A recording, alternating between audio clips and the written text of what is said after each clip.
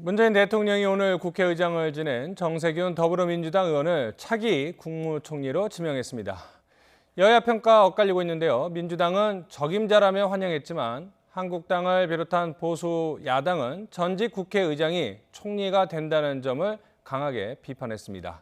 나이트 포커스 최영일 시사평론가, 김근식 경남대 교수 두 분과 함께합니다. 안녕하세요. 안녕하세요. 네, 오늘 두 번째 문재인 정부 들어 두 번째 총리 후보자가 나왔는데 네. 문재인 대통령이 직접 기자들에게 설명을 했더군요. 맞습니다. 이 문재인 대통령이 이제 기자들에게 직접 나서서 네. 설명을 한 경우가 네. 다섯 번째가 됩니다. 취임 후 다섯 번째. 네. 그만큼 이제 중요한 인사 발표여서 네. 또 이제 여러 가지 이제 헤쳐나가야 될 난관이 많습니다. 그러다 보니까 대통령의 입장에서 왜 정세균 지명자를 총리로 내정했는가에 대한 이제 설명이 나왔죠. 네. 그런데 이제 화합과 통합이라는 키워드 등장을 했고요. 네. 또 하나 중요한 키워드는 경제입니다. 그러니까 대통령 입장에서 여러 가지 변수를 고민하는데 다 잘할 수 있는 뭐 전천후 만능 인사가 있으면 최고 좋지만 그렇지 않다는 건 우리가 이제 늘 보고 있고 자원은 이제 제한돼 있고 예를 들면 김진표 후보도 이 신중하게 거론이 됐고 검토한 것 같지만 문제는 또 당 내부의 이제 반대를 돌파하지 못한 것 같습니다.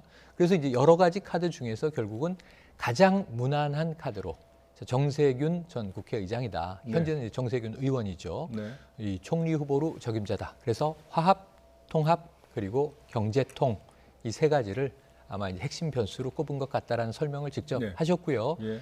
이것이 이제 뭐 관철되기를 바랄 수밖에 없는 그렇죠. 상황 아닌가 싶습니다. 자, 여기서 그러면 문재인 대통령이 오늘 직접 기자들을 상대로 발표했던 지명 배경을 한번 들어보시도록 하겠습니다.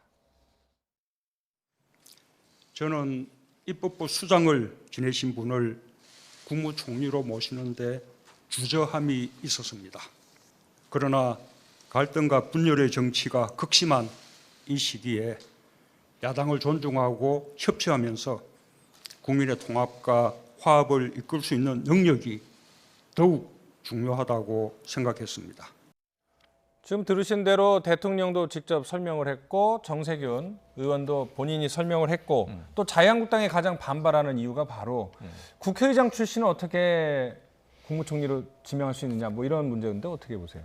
그 사실 처음 있는 일인 건 사실이고요. 네. 그다음에 이제 우리 대한민국 설립 이래 이제 유례가 없는 일이기 때문에 일단 행정부, 입법부, 사법부라는 상권 분립을 헌법에 명시한 상태에서 입법부 수장을 지낸 분이 이제 행정부에 사실은 이제 대통령 밑에 각 부를 통괄하는 국무총리로 모셔왔기 때문에 이 상권 분립의 헌법 정신을 위배한 게 아니냐 이런 문제 제기는 나올 수 있을 것 같아요.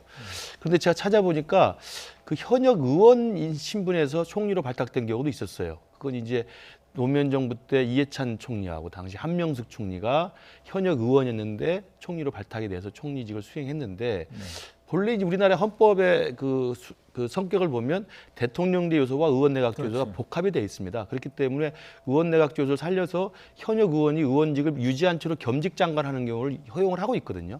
그렇기 때문에 그런 측면에서 본다면 뭐 입법부에 있는 분이 뭐 행정부에 필요해서 갈 수는 있는데 지금 문제가 되는 것은 국회의장을 지냈던 입법부 수장이었다는 것이고 또 하나는 이게 오래전에 입법부 수장이었으면 그나마 좀 논란이 털어질 텐데 20대 국회 전반부 이 바로 직전에 국회의장이었단 말입니다. 그렇기 때문에 이제 논란이 좀 커지고 있는 것 같은데 저는 이 부분에 대해서 한국당의 문제 제기도 일견 이해가 가고 그러나 또 문재인 대통령 입장에서는 또 정세균 의장을 발탁할 수밖에 없었던 어떤 인재 풀의 부족함이라든지 그다음에 지금 국회에서의 극한 대립 속에서 과연 통과 가능성까지 고려해 본다고 한다면 뭐 어쩔 수 없는 또 선택에 또 불가피성이 있었던 것 같은데 저는 개인적으로 정세균 총리라는 잘 알기 때문에 더 이상 비판은 좀 하기 힘들 것 같습니다. 예. 자, 그런데요.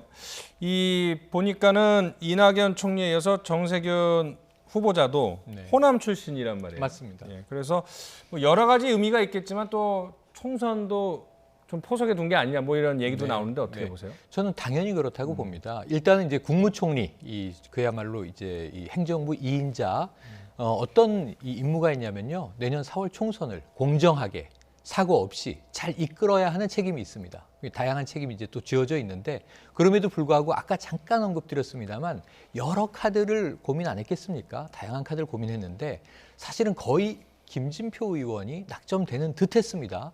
그런데 이때 문제는 이제 지지층 내에서 이제 반론들이 많이 나왔어요. 네. 이것을 아마 청와대도 극복하기 어려웠던 것 같습니다. 그렇다면 말씀하신 그대로 지금 새로운 국무총리의 경우에는 지지층도 아울러야 하고 그리고 이제 반대파와도 대화와 협치가 가능해야 합니다. 이런 자원을 뽑는다고 하면 정말 손꼽을 정도입니다. 근데 지금 이제 정세균 아마 후보의 경우에도 이 A라는 능력이 출중하면 B라는 능력이 또 부족할 거예요. 대통령이 보시기에는. 근데 그럼에도 불구하고 가장 무난한 후보. 결국은 그런 면에서는 네. 호남 출신이라고 하는 점은 이제 결국은 지지층을 겨냥한 것이고요. 네. 그 외에 이제 국회의원을 6선까지 지내면서 여야 의원들을 다 망라했다는 것. 김은식 교수님과도 아는 사이다. 굉장히 이제 발이 넓은 총리 후보 아니겠습니까? 의외입니다. 예. 의원 아닙니다. 전 김근식 교수님이 이제 인싸다 이렇게 생각을 하는 입장인데요. 그런데 그렇게 보면은 이제 정세균 이 의원이 정치를 지금까지 해오면서 얼마나 많은 이제 각계각층의 이야기를 귀담아 들었겠는가. 그것이 어찌 보면 국무총리감으로서 대통령이 가장 선호하게 됐을 이유가 됐을 것이다라고 해석을 해봅니다. 네. 자, 정세균 의원이 후보자로 지명이 돼서 소감을 밝혔는데요. 어떤 입장인지 한번 들어보시죠. 대통령께서도 지명 이유를 말씀하시면서 화합과 통합의 정치를 주문하셨습니다.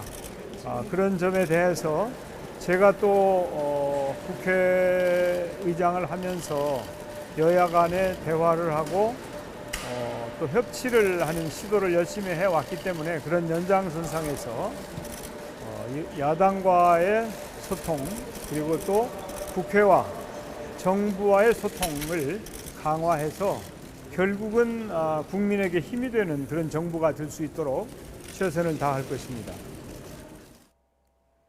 네, 정세균 의원이 한때는 당시에 문재인 후보와 당내 대선 후보 경선을 치렀는데 저희가 그래픽에서도 보여드렸습니다마는 정세균 의원 같은 경우에는 뭐 대통령 빼고는 다 해봤다 이런 얘기가 나올 정도로 국회의원 6번을 했고요. 산업부 장관도 했었고 국회의장도 했었는데 이제 이번에 총리를 할 수가 있는 그런 상황이 있었는데요.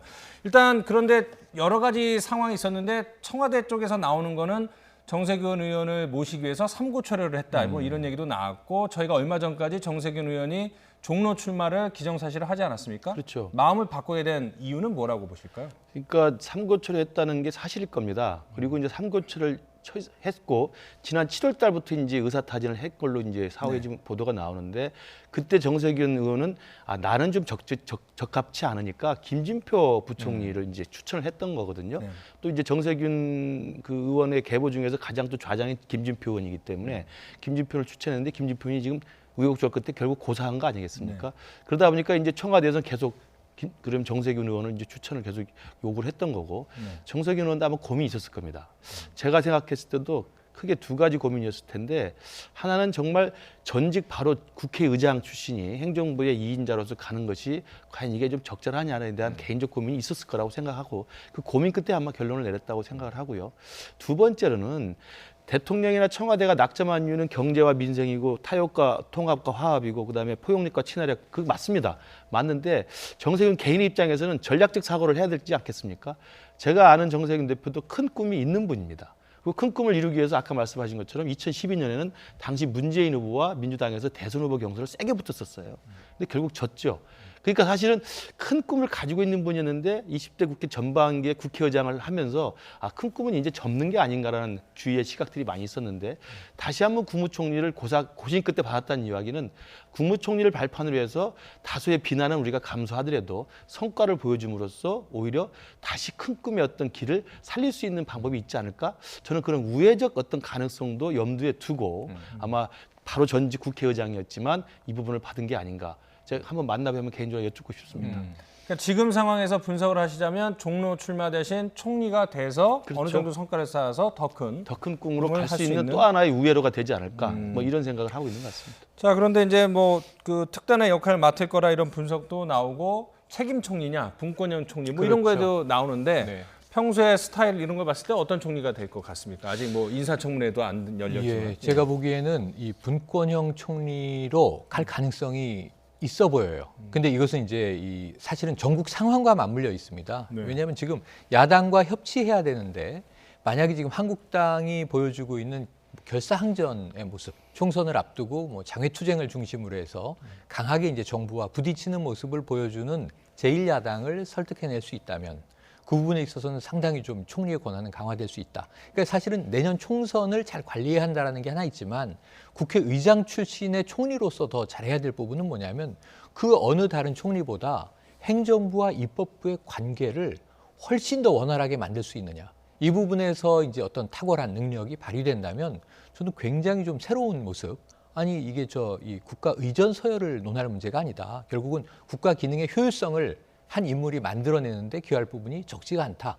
이러한 이제 플러스 요인의 평점을 많이 받게 될 거고요. 네. 그렇지 않고 또 이제 그저 그런 어찌 보면은 그냥 허울 좋은 총리 역할만 하게 된다면 과거에 그런 총리를 우리가 흔히 대독 총리 이렇게 부르지 않았습니까? 그렇죠. 국가 행사에서 대통령의 연설문을 대독하는 일 정도만 하는 의전 총리 이런 모습으로 남게 된다면 사실은 아니마트만 못하게 될 거거든요. 그래서 저는 정세균 총리가 탄생하게 된다면 상당히 적극적으로 이 역할을 할 것이고 그렇다면 대통령에게 오히려 요청을 해서라도 권한을 많이 가져올 것이다. 그럼 이제 문재인 대통령도 큰 짐을 덜게 되는 거죠. 내치를 총리에게 맡기고 지금 안 그래도 이제 한반도 상황, 비핵화 문제가 복잡한 상황에서 외교 안보를 대통령이 집중하고 또 이제 국가 세일즈의 역할을 하고 그리고 이제 총리가 내치를 다 이렇게 섭렵할 수 있다면 그런 부분에서는 상당히 좀 의미 있는 분권형 총리가 등장할 가능성이 높다. 제가 보기에는 그냥 명목상의 총리가 아니라 실세 총리를 염두에 두고 수락한 것으로도 예상을 해봅니다. 긍정적인 이제 전망을 해주셨습니다만은 지금 나오고 있는 자유한국당의 반응은 썩 긍정적이지 않습니다. 심재철 원내대표의 발언 한번 들어보시겠습니다. 삼권 분립의 국회의 최고 책임자가 대통령의 하수인으로 가는 게 말이나 됩니까? 국회의 자존심을 깡그리 뭉개는 것입니다. 국회의 자존심 묵살하는 정세균을 규탄한다.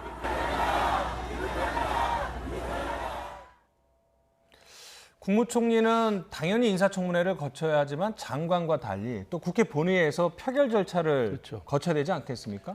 표결 인준에 통과를 해야 되기 때문에 야당의 만약에 반대가 거세고 그렇다면 사실 좀 우여곡절이 좀 클 수도 있어요. 그리고 또 지금은 연말지 패스트트랙 국면에서 지금 한국당하고 민주당이 뭐 극한 대결을 하고 있기 때문에 이 패트 국면에 맞물려 가지고 정말 감정이 굉장히 격안된 상태에서 강대강이 부딪힌다고 한다면 정세균 이 후보자에 대해서 사실은 인준 통과를 했을 때 어떻게 될지는 사실 예측하기 힘듭니다.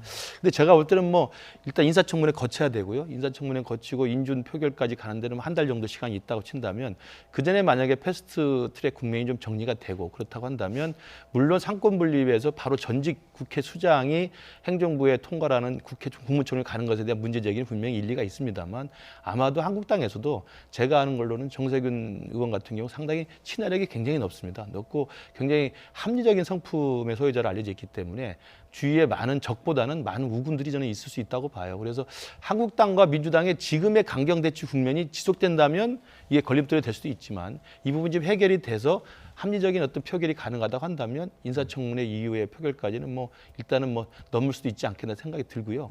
그다음에 이제 아까 말씀하신 그 분권형 총리까지 이제 우리 정세균 의원이 가능할지 말씀하셨는데 분권형 총리는 우리나라 대통령제에서는 사실상 불가능하고요.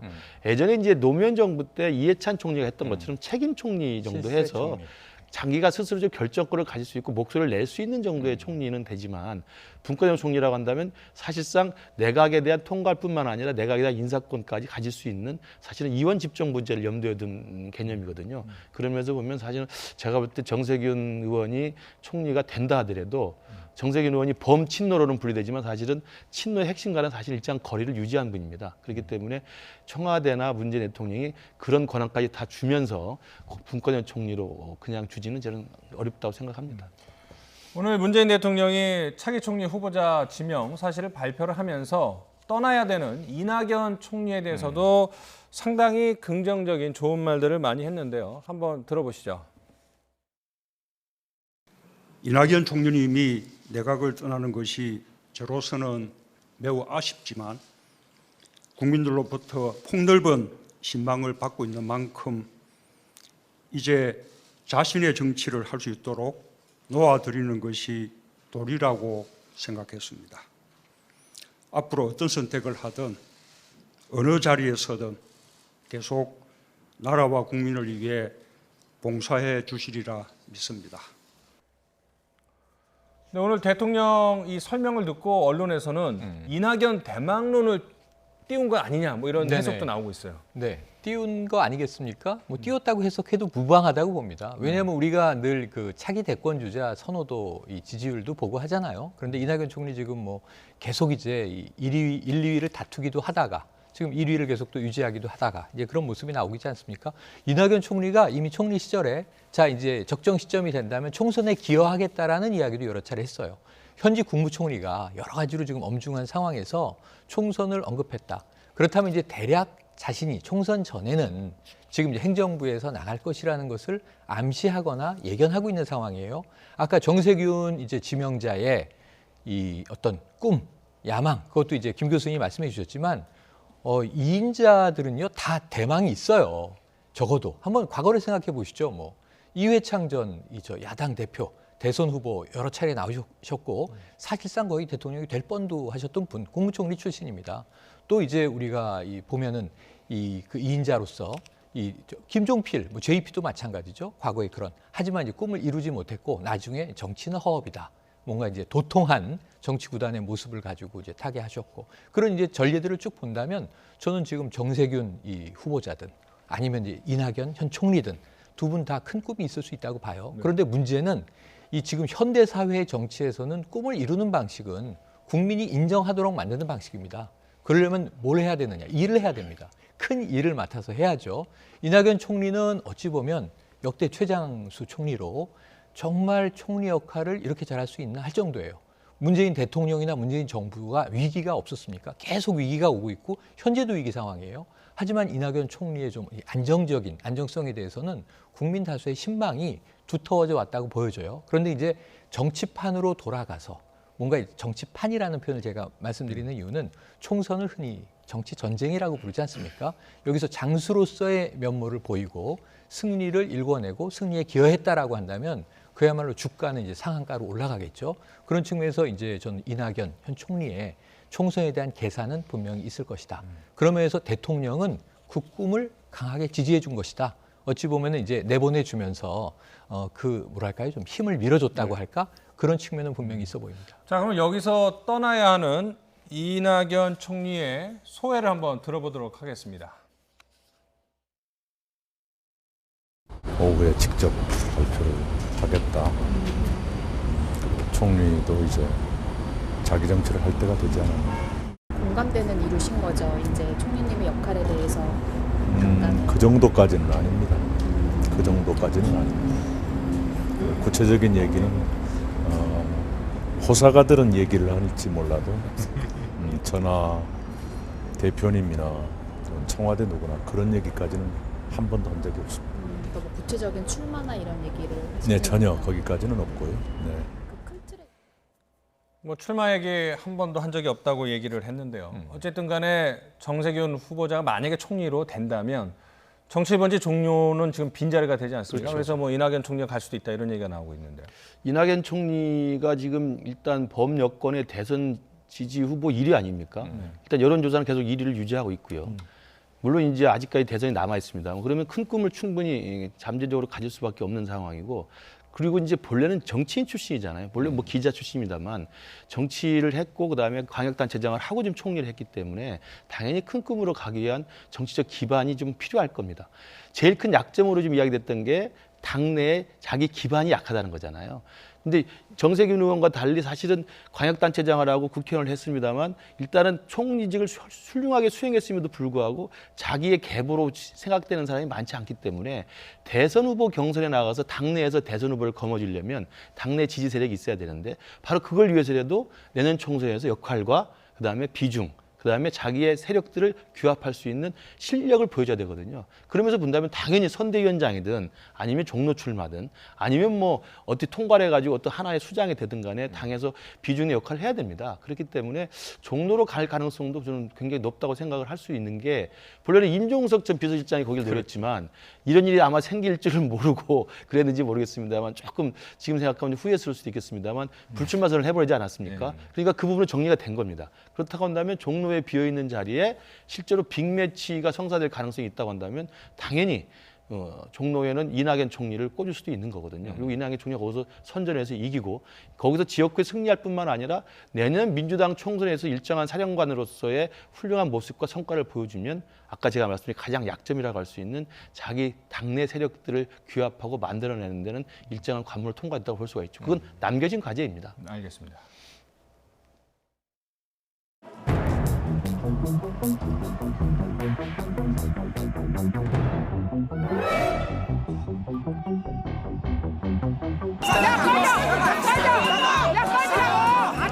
불탄하죠. 욕하지 마세요. 욕할 가치도 없습니다.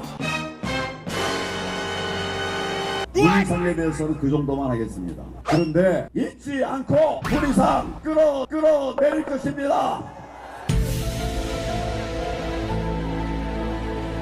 백색 테러 현장이 그대로 용인이 되고 이탈리아 무솔리니 집권할 때 검은 셔츠단 나치 행동대하고 뭐가 다릅니까? 우리 당 당원자인데 어떻게 알아요 그거를? 당직자들에게 침을 뱉고 머리채를 휘어잡고 욕을 하고 저도 당했습니다.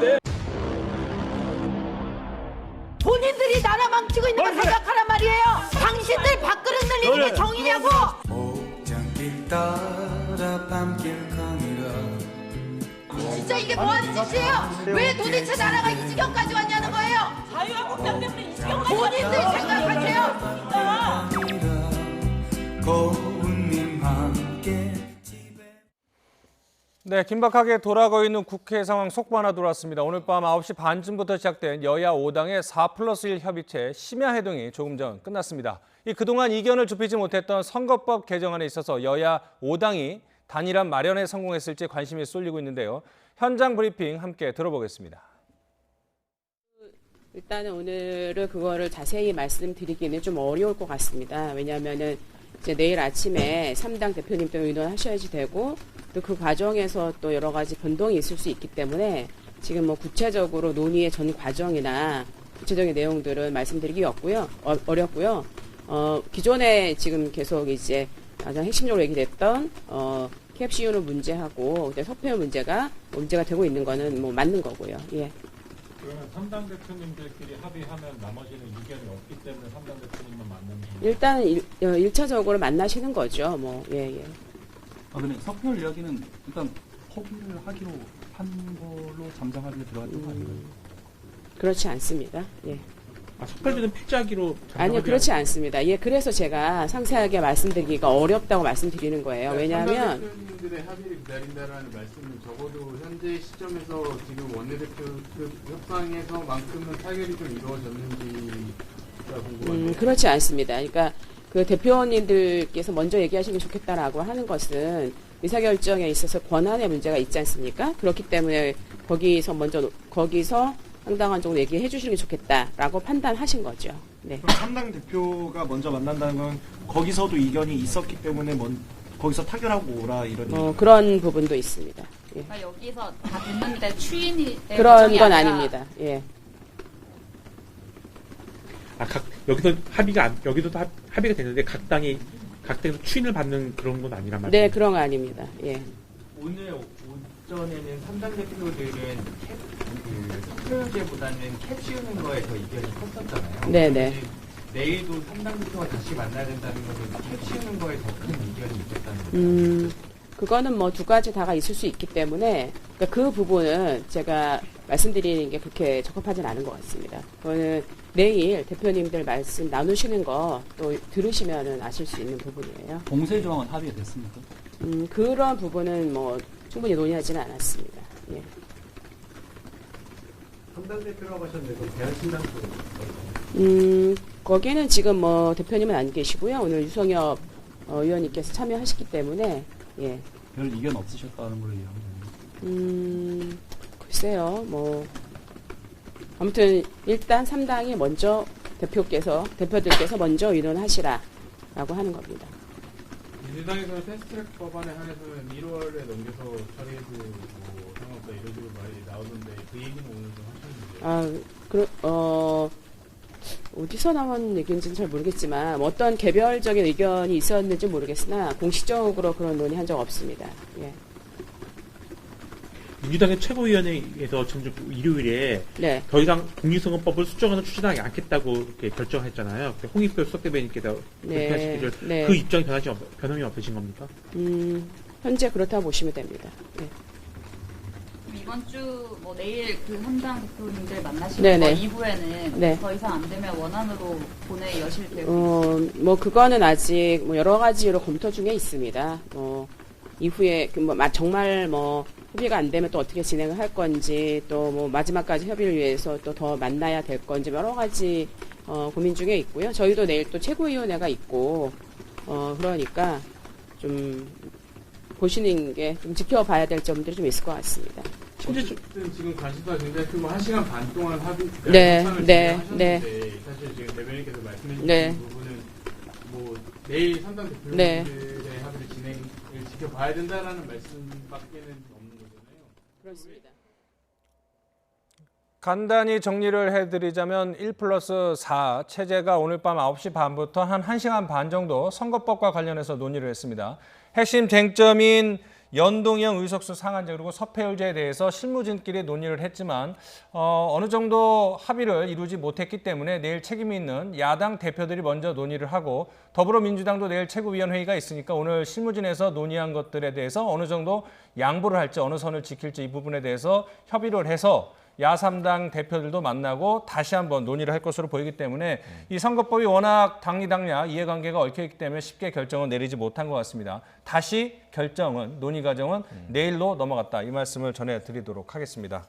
자, 그럼 저희가 원래 준비했던 순서로 가면 네. 어제 자유한국당이 규탄대회 열면서 맞습니다. 당원 또 극렬 지지자들이 국회로 난입을 하면서 네네. 말 그대로 난장판 아수라장이 되지 않았습니까? 맞습니다. 그래서 여러 가지 우려도 있었는데 오늘 또 규탄 대회를 열었지만 어제만큼은 네, 격렬하지는 않았던 것 같아요. 맞습니다. 격렬함은 어제가 좀 이제 그게 달했던 것 같고요. 이제 더 이상 뭐 이거보다도 물리적인 충돌이 발생하면 그건 국민들 보기에 큰일인데. 자, 어쨌든 문제는 어제는 좀 이 불법적인 상황들이 벌어진 거고 아까 이제 잠깐 그 이정미 전 정의당 대표 모습을 보셨지만 일부 이제 폭행 폭력이 있었다라는 주장들이 주로 정의당, 민주당 일각에서 나옵니다. 어제 보도된 것은 뭐 30 의원이 멱살을 잡혔다 이런 정도 이야기가 나왔고 아까 이정미 전 대표의 경우에도 이정미 의원도 자신이 뭐 머리채를 잡히거나 이 침을 직접 맞은 당사자다라는 지금 주장을 하면서 한국당에 항의를 하고 있는 거거든요. 또 정의당 당직자들이 좀 이제 폭행 상황이 있었다는 이야기가 나왔고 심지어 영등포 경찰서에 오늘 고발이 됐죠. 거기에 대해서 바로 이제 경찰은 이 수사팀을 꾸리겠다라는 이야기까지 나온 상황이라 제가 보기엔 과거에 민주노총 위원장이 국회 진입 시도하다가 지금 이제 구형 4년까지도 받았던 이거 불법 상황인 겁니다. 그것과 다르지 않습니다. 다만 이제 지금 이제 한국당은 우리 당 당원이 다 우리 당 당원이라고 볼 수 있겠느냐라는 또 항변도 해요. 근데 어제 제가 현장을 목격한 이제 여야 의원들한테 직접 좀 여쭤보니 우리 공화당도 있는 것 같고 소위 태극기 부대도 있는 것 같고 지금 이 깃발도 정리가 안 됩니다. 태극기도 있고요. 성조기도 있고요. 광화문 광장에서 뭐 성조기는 종종 우리가 봤지만 도대체 이스라엘기는 왜 들어가 있는 것인지 여러 가지 난감한 어떤 이 정체성을 가진 집단이 국회에서 규탄 대회를 한 거는 일단 문희상 의장에 대한 규탄을 한 거죠. 그리고 이제 국회에서 패스트트랙 악법들 처리하면 안 된다. 이건 지금 한국당이 농성을 로텐더홀에서 황교안 대표를 필두로 해서 농성하고 있는 것과 같은 맥락에 이제 구호를 외쳤고요. 그리고 이제 문제는 이제 국회 진입을 본청 진입을 시도하다가 경찰과 이제 대치 라인이 형성이 된 상황인데 여기에 대해서는 여야가 중요한 게 아니고 자 국회 경내라고 우리가 부르지 않습니까? 경내에서 이런 불미스러운 일이 벌어지는 것에 대해서는 입장이 같건 다르건 일단 물리적인 폭력에 대해서는 좀 자제를 시켜야 되는데 그렇지 못했다는 점. 제가 좀 묘한 것은 황교안 대표가 이런 발언을 하셨어요. 뭐냐면 국민의 승리다. 본회의를 저지한 것이 국민들의 힘으로 이제 가능했다. 그러니까 어찌 보면 좀 어제의 그 집회를 독려하는 듯한 발언을 한 것은 상당히 좀 유감스러운 상황이 아닌가 싶습니다. 좀 당내에서는 장애 집회를 계속 여는 거에 대한 지적도 있고 특히 이제 극우 집단과 어떻게 손을 잡는 그런 모습에 대해서 우려를 하는 목소리가 있더라고요. 지금 황교안 대표의 리더십이 당에 대한 장악력은 강화된 것 같은데 그 강화된 리더십으로 지금 방향은 잘 못 잡고 있는 것 같아요. 그러니까 물론 이제 패스트트랙 국면에서 강대강이 대치하고 있기 때문에 강한 그립이 형성된 건 맞지만 이 내년 총선을 생각하고 내년 총선에서 야당의 승리를 생각한다고 한다면 중도층까지를 포괄할 수 있는 합리적 대안과 합리적 투쟁의 노선들을 보여주는 게 필요한데 어제 같은 경우 저게 이제 어떤 말로도 사실은 합리화가 되지는 않죠. 그러니까 그동안에 물론 국회 본청 계단 앞에서 정당들의 규탄대는 그대로 상시적으로 있었습니다. 민주당도 많이 했고 한국당도 했고 노동당도 했고 다 했었습니다. 그런데 그 국회 본청에서 규탄대를 하는데 대거 수천 명이 몰려온 거예요. 거기까지 못 막은 거죠. 그러면 거기서 그런 일이 있었어도 규탄대 끝나고 해산하면 되는데 수천 명이 모이니까 분위기가 강해지는 거 아닙니까? 강해지니까 본청을 진입을 시도한 겁니다. 이 폭력 행사가 이루어질 수밖에 없는 것이고 흥분한 군중들이 이제 사실은 폭언을 하고 이제 관련된 사람들에 대해서 폭행까지 이루어지는 사태가 벌어졌기 때문에 물론 이것도 또 한국당 입장에서 2009년에 미디어법 통과 관련했을 때 당시 야당이었던 민주당도 보좌진들이 국회 본청 진입을 시도했던 적이 있다고 이야기를 합니다. 그러나 남 탓할 게 아니라 저런 것 자체는 폭력적인 행사 자체는 불법이거든요. 그렇기 때문에 저는 한국당에서 지금 황교안 대표가 이끈 리더십이 대여 투쟁을 하는 건 좋지만 대여 투쟁의 방식과 노선이 중도층이나 합리적인 어떤 반문재인 유권자층을 끌어안을 수 있는 그런 노선으로 갔어야 되는데 아까 말씀하신 것처럼 저기 오신 분들은 우리공화당 측 분들도 있고 그다음에 광화문 집회 자주 오시는 분들도 있고 이렇기 때문에 저게 한국당 당원들만 모이게 또 아닌 상황이 돼버렸어요. 그래서 일정하게 좀 너무 강경 지지층에게 좀 끌려가는 게 아니냐. 그리고 강경 지지층의 인식과 정세에 포위되어 있는 게 아니냐 이런 우려는 당 일각에서 제기가 되는 것 같습니다. 뭐 당 회의 때 황교안 대표가 이야기를 하니까 누가 졸고 있었나 봐요. 그래서 내가 얘기하는데 조는 의원도 있다 이렇게 뭐 군기 잡기도 한다고 하는데 당 분위기가 좀 다른 방향으로 가는 것 같다는 생각도 좀 들어요. 네네. 그래서 김 의원님, 김 교수님 말씀을 받아서 지금 황교안 대표의 리더십이 강화되는 건 맞는데 뭔가 지금 이제 거의 과거로 보면 제야 투사 같은 이미지를 형성하고 있잖아요. 이게 이 최근 들어서 정치에서는 제1야당 108석의 이 의석을 가지고 있는 야당이면 국회 안에서 여러 가지 교섭과 타협과 또 이제 뭐 물리적인 열세라면 또 상대를 설득하는 방법과 결국은 이 소통을 통해서 뭔가 이게 밀고 당기는 과정들이 이루어지는데 황교안 대표는 최근 들어서는 끊임없이 마치 과거의 제야 운동권 투사 같은 모습을 이제 형성하고 있어요. 근데 이게 이제 앞으로 내년 총선에 어떤 득과실이 있느냐를 보면 김 교수님 분석하고 전 맥락이 같은 게 뭐냐면 집토끼 산토끼 이거 좋은 표현은 아닌데 결국은 기존 지지층들은 다 뭉쳐 있습니다. 이미. 더 뭉칠 수 없을 만큼 뭉쳐 있어요. 그럼 지금 뭘 하고 있는 거냐? 밀도만 높이고 있는 거예요. 근데 유권자는 결국은 수죠. 표의 수인데 확장성이 없다. 아까 이제 김 교수님 걸 방향이라고 표현하셨는데 저는 외연 확장이 되지 않는다. 스스로 폐쇄하고 있다. 그럼 여기 있는 사람들을 계속 더 결속력을 강화시킨들 표는 늘어나지 않는단 말이에요. 이것이 지금 지지율로 매주 보여지고 있어요. 근데 그것을 수치로 통계로 확인하고 있는데 물론 이제 불리한 통계를 잘 믿지 않는 이 정당과 정치인들의 성향이 요즘에 드러나고 있지만 이 부분에서는 너무나 외연 확장을 외면하고 내부 결속을 강화하는 것 아니냐? 이랬을 때 구호가 강화될 수 있고 목소리가 커질 수 있고 행동이 격화될 수는 있는데 결코 내년 총선에서 얻을 수 있는 이득은 없다. 이것이 저는 좋은 리더십은 아니다 이런 생각이 드네요. 외연 확장에 좀 어려움을 겪을 것이다라고 하셨는데 황교안 대표는 내년 총선에서 이제 150석을 얻지 못하면 과반 책임을 지겠다 이렇게 얘기를 했는데요. 맞습니다. 자 그러면서 한국당에서 내년 총선 때 소위 말해서 이제 당 지도부들은 험지에 나가라 뭐 이런 또 가이드라인을 제시했습니다. 뭐 강요는 아니고 권고를 했다고 하는데 어떤 내용인지 일단 들어보시죠. 자유한국당 총선기획단은 21대 총선 승리를 위해 당의 대표를 지내셨거나 당의 지도자적 위치에 계셨던 큰 정치인은 당과 협의하여 전략적 거점 지역에 출마하셔서 이번 총선을 이끌어 주실 것을 권고하기로 의견을 모았습니다. 자, 큰 정치인 누구냐 했더니 뭐 홍준표 전 대표, 김태우 전 지사 뭐 거론이 되더군요. 그렇죠. 일단은 이제 당내 지도자급 그리고 대표를 역임했거나 그래서 이제 중진 이상의 지도자급이면은 편한 곳에 가서 공천받으면 쉽게 당선되는 곳보다는 전략적 거점 지역이라고 이야기했으면 사실 험지입니다. 험지에 가서 열심히 싸워서 좀 이기고 돌아와서 한 석이라도 의미 있는 좀 성과를 내야 되겠다 이런 말이거든요. 저건 뭐 사실은 여야 할 것 없이 사실은 저런 식의 오히려 지도부스러운 어떤 자기 희생이 필요한 건 맞습니다. 근데 문제는 뭐냐면 저렇게 했을 때 이미 김태호 전 지사 같은 경우는 지금 경남에서 출마 선언을 했어요.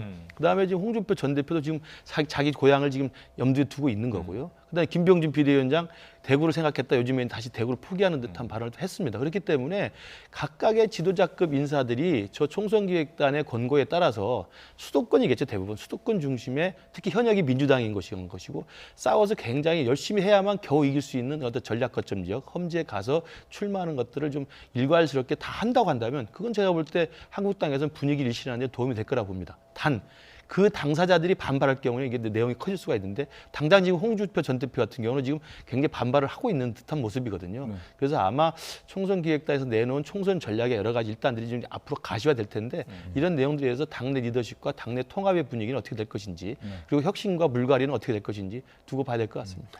말씀하신 것처럼 이제 홍준표 전 대표가 반발을 했고 지금 그래픽 보시는 것처럼 당에 그다지 공헌한 바도 없이 양지만 줬던 사람들이 숨어서 더 이상 출마에 대해서 wal고왈부하지 않았으면 좋겠다 이러면서 자신은 애초에 공언한 대로 다음 달 내년 1월에 자신이 어디에 출마할 건지를 이야기를 하겠다라고 하면서 자신이 출마지를 결정하는 어떤 기준은 총선뿐만 아니라 나아가서는 대선 승리다, 정권 교체다 이런 얘기를 했거든요. 그게 본인 대권 얘기하는 건가요? 그 당연히 좀 그렇게 보는데 본인이 대권을 잡으려면 지난번에도 대선 후보로 나왔습니다만 대권이 그냥 혼자의 꿈으로 되는 게 아니잖아요. 아까 뭐 이낙연 총리 얘기도 했습니다만 세력과 국민들의 지지가 뭉쳐지고 모아져야 되는 거잖아요. 어찌 보면 유권자의 마음을 국민들의 마음을 얻어나가는 과정이 이제 대권을 향한 가도인데 정치적으로 뭔가 보여줘야 된단 말이에요. 그렇기 위해서 배지를 다는 거죠. 국회 내에서 뭔가 보여주고 행정부에 가서 장관도 지내고 또 요직도 지내고 그리고 이제 결국은 당에서 당의 승리의 선봉장이 돼야 되는데 그런 측면에서 저는 홍준표 전 대표야 당연히 발끈할 거라고 생각을 했지만 지금 이 한국당 입장에서는 권고입니다. 내년 총선에서 우리가 강하게 승리하려면 제1야당으로 지금 보수 대통합 문제도 남아있잖아요. 지금 이 새로운 보수당이 막 신당 창당으로 가고 있지 않습니까? 1월에는 이제 확정적이 될 것 같은데 그럼 연말연시에 자유한국당이 뭔가 보여주기 위한 제일 좋은 방법은 이 권고도 제가 보기엔 의미 있어요. 왜냐하면 이제 워닝을 하는 거예요. 미리. 자, 앞으로 준비하고 계십시오. 그렇게 그냥 쉽게 수월하게 당선될 생각을 하지 말고 지도급 인사들은 험지에 갈 각오까지도 한번 그 결사항전의 의지를 다져봐라 이렇게 경고를 하는 건 좋은데 이게 활용점정이 되려면 어떻게 해야 됩니까? 저는 황교안 대표의 선언이에요. 아까 처음에 얘기했던 게 종로 무주공산 됐네. 그럼 어떻게 해야 됩니까? 이낙연 총리가 만약에 내려와서 정세균 이제 총리 지명자와 이 롤 체인지를 하고 내가 그럼 총선 이끌겠소. 자, 내가 정치 1번지에서 승부를 걸겠소 하면 그 정도에는 황교안 대표가 나와줘야 되는 거죠. 그래야 선봉장끼리의 대결이 형성되면서 하나의 전선이 쫙 형성될 수 있는데 문제는 자, 당신들은 지도급이니까 전 대표니까 앞으로 나가서 전선에서 이 전투를 지휘하시오 하고 지금 현재 그럼 당대표는 뒷짐지고 볼 수는 없잖아요. 대구에 나갈 겁니까? 아니면은 비례대표 1, 2번 받을까요? 이게 상당히 문제가 있는 거죠. 지금 심지어 한국당은 배수진을 친 게 우린 비례 없어야 된다. 300석 다 지역구다. 심지어는 10% 의원 줄이자. 270명 다 지역구다. 지금 이게 한국당 아니잖아요, 현재. 근데 어떻게 당대표가 비례를 받습니까? 그러면 당연히 지역구를 정해야죠. 그럼 대권 가야 되는데 다시 원외 당대표로 있겠다? 이것도 이상하지 않습니까? 원내로 진입해야죠, 내년 총선에. 그럼 황교안 대표의 험지는 어디냐 이거예요. 이걸 본인이 선언을 하면 나머지에 대해서는 명분이 생기죠. 다 험지로 간다, 지도급들은. 근데 황교안 대표의 거취가 결정 안 됐는데 누구 보고 가라는 겁니까? 지금 이런 얘기가 당장 홍준표 전 대표는 노골적으로 얘기를 했지만 지도급으로 지금 분류가 되는 한국당 내 인사들 속에서 부글부글 끓을 수가 있다. 이런 걸 좀 투명하게 깨놓고 소통하는 과정이 한국당 내에 현재 필요한 게 아니냐 하는 생각이 듭니다. 그럼 지금 황교안 대표도 적용 대상인가 이번 권고안 기준에? 그게 밝혀져 있지 않죠. 여기서 보면 전 대표와 그리고 이제 지도급 인사. 그럼 저는 어떻게 보냐 하면 대표급, 대표를 지낸 분과 현재 지내고 있는 분 더하기 최고위원 지냈던 분과 현재 최고위원 정도는 최소한 적용되는 거고요. 조금 더 확장되면 다선 의원도 적용되는 거 아닙니까? 국회 내에서 지도급이라 하면 우리가 선수로 따지잖아요. 지금 심재철 원내대표가 가장 다선인데 원내대표 후보 중에서 그래도 52표로 거의 과반을 얻어서 이 원내대표를 맡게 됐잖아요. 그러니까 이런 것들을 보면 지도급을 우리가 어떻게 분류하는가를 보는 상식적인 기준으로 본다면 그럼 다선 의원들이 예를 들면 한 지역구에서 내리 3선, 4선, 5선 한 분들이 험지로 간다 하면 지금 다져놓은 지역구, 텃밭 버리고 수도권으로 출마할까요? 이런 문제들에 대한 기준은 지금 권고니까 명확하지 않지만 앞으로 한국당 내에서 정리를 하되 황교안 대표가 행동으로 보여주시는 게 가장 솔선수범의 모습이 될 것이다 이렇게 봅니다. 자, 오늘이 이제 21대 총선 예비 후보자 등록 첫날이었는데 이 선거법이 정해지지 않은 상태에서 정치 신인들이 이 출마 준비를 해야 되는 그런 난맥상이 벌어졌습니다. 앞서 속보로 현장 연결도 했습니다만 이 선거법, 국회를 둘러싼 여러 가지 혼란들이 하나씩 빨리 해결되기를 기대를 하면서 오늘 나이트 포커스는 정리하도록 하겠습니다. 두 분 말씀 고맙습니다. 고맙습니다.